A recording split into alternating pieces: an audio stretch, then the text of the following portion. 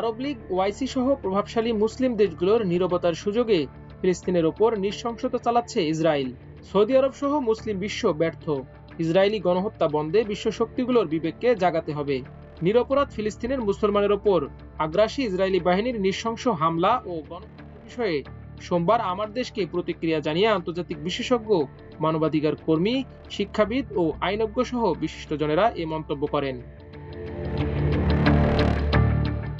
আন্তর্জাতিক বিশ্লেষক ও মানবাধিকার কর্মীরা মনে করেন, ফিলিস্তিনের ওপর ইসরায়েলের নৃশংসতায় বিশ্বের সাধারণ মানুষ সোচ্চার হলেও বিশ্ব শক্তিগুলো নীরব রয়েছে।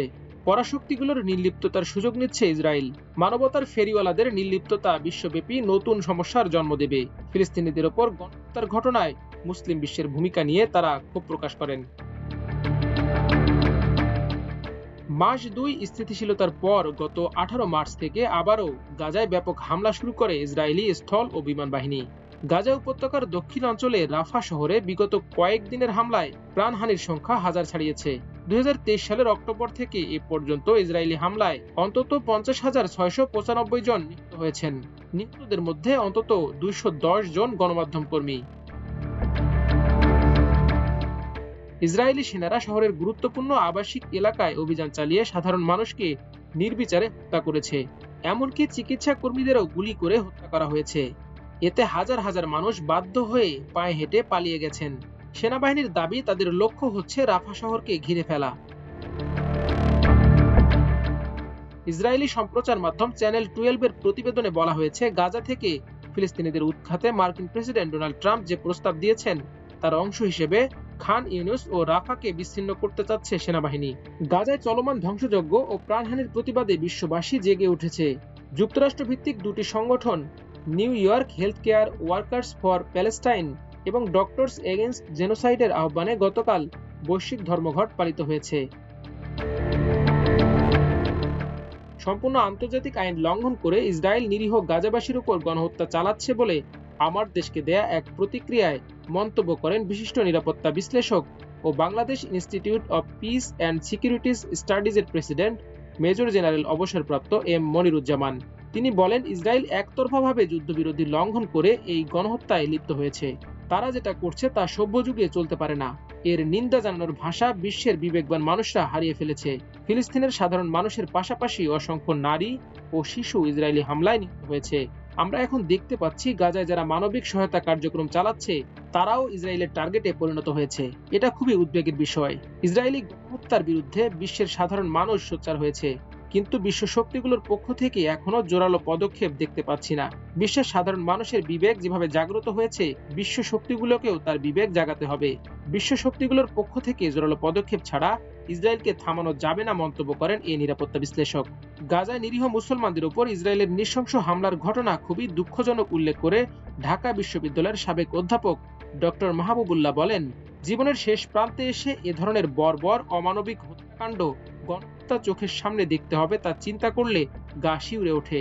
তিনি বলেন, খুব দুঃখের ব্যাপার হলো, গাজায় এভাবে নারী শিশু হত্যাকাণ্ড হচ্ছে, তা বন্ধে মুসলিম বিশ্ব কি করছে? তেমন কোনো পদক্ষেপ নিতে দেখি না। বিশেষ করে মুসলিম বিশ্বের রাজা বাদশাহ এবং স্বৈরতান্ত্রিক শাসকরা নিজেদের গদি রক্ষার জন্য প্রকারান্তে ইসরায়েলের প্রতি প্রকাশ্যে সহযোগিতা চালিয়ে যাচ্ছে। এটাই অবাক লাগে যে একদিকে গাজার মুসলমানরা মার খাচ্ছে আর বিশ্বের মুসলিম বিবেক জাগ্রত হচ্ছে না। অন্য যেসব রাষ্ট্র আছে তারাও জাতিসংঘের সনদে সই করেই দায় সেরেছে। ডক্টর মাহবুবুল্লাহ আরো বলেন, গাজায় ইসরায়েলি হামলার প্রতিবাদে প্রতিদিন বিশ্বব্যাপী প্রতিবাদ হচ্ছে, আজও হয়েছে। এ প্রতিবাদ থামবে না। তিনি বলেন, গাজায় ইসরায়েলি হামলার বিষয়ে আমেরিকা তথা ট্রাম্পের বর্তমান যে ভূমিকা এত বর্বর তারা এর আগে ছিল না। সবাইকে ঐক্যবদ্ধভাবে এর প্রতিবাদ করতে হবে। তাছাড়া বাংলাদেশের মানুষের কর্তব্য হলো আরো জোরালো প্রতিবাদ করা এবং ওআইসিভুক্ত রাষ্ট্রগুলো যেন গাজার পাশে দাঁড়ায় সেই দাবি তুলতে হবে। বিশিষ্ট শিক্ষাবিদ ও রাজনৈতিক বিশ্লেষক অধ্যাপক দিলারা চৌধুরী বলেন, গাজায় ইসরায়েলের নৃশংস হত্যাকাণ্ডের বিরুদ্ধে সেভাবে বিক্ষোভ হয়নি। মুসলিম বিশ্বও সেভাবে বিক্ষোভ করেনি। অন্যায়ের বিরুদ্ধে ইসরায়েলের আগ্রাসন ও বর্বরতার বিরুদ্ধে মুসলিম উম্মার তেমন কোনো তৎপরতা নেই। তাহলে কিসের মুসলিম উম্মা?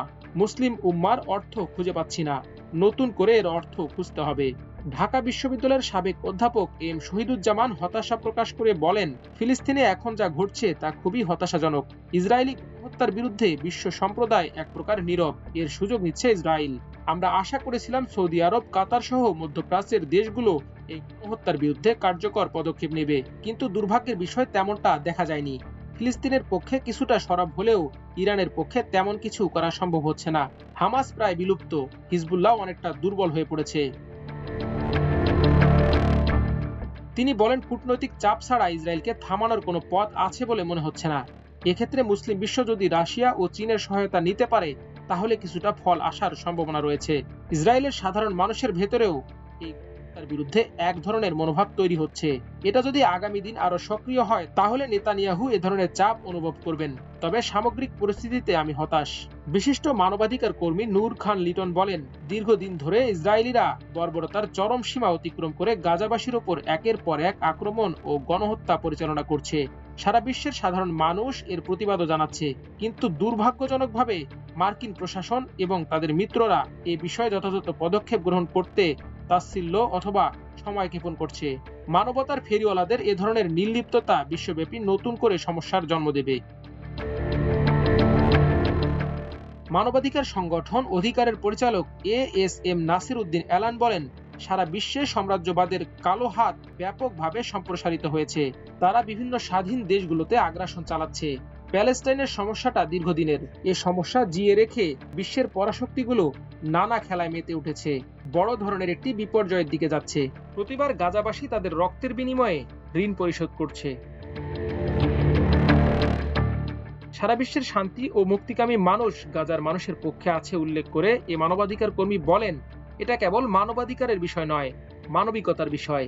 এভাবে শিশু, কিশোর, নারীদের নির্বিচারে হত্যা করা পৃথিবীর সবচেয়ে নৃশংস ঘটনা। এর বিরুদ্ধে বিশ্ববাসী জেগে উঠেছে।